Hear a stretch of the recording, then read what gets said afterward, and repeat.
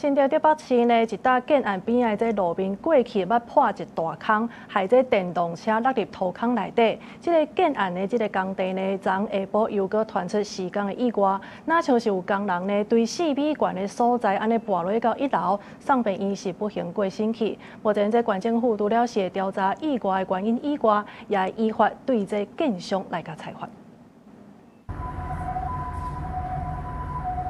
接到報案，救護人員趕緊到現場進行搶救。代志發生在拜二下晡4點，新竹縣台北市傳出工安意外，一個45歲工人疑似對工地4米懸的所在無細力跋落到1樓，頭殼弄到塗骹，經過送醫搶救，不幸過身。一名男性45歲工人在施工時於4米高墜落至地面，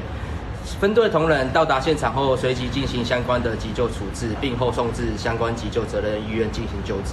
發生意外的工地過去也是引起大家關心，因為施工地勢車路崩陷，害一台電動車落入去坑內底建案。代志發生了後，縣府除了對建案開罰單，也要求建商提出改善作業。依建築法第63條，在建築施工場所應該有適當的安全及防護設備的部分，來做一個裁罰。那針對承商跟建商的部分，我們會各處以罰鍰18000元。那我們也同時知會這個工地負責人的部分，必須立即停止該工項的施工。那針對這個部分，也要在1週之內將具體改善的情形回復縣府。因為事故原因，目前該單警方進行釐清，建商也發新聞稿指出，未來會加強外包廠商落實相關安全規範，做好工人防護，強化工地安全管理，避免意外再發生。記者杜君豪，新竹報道。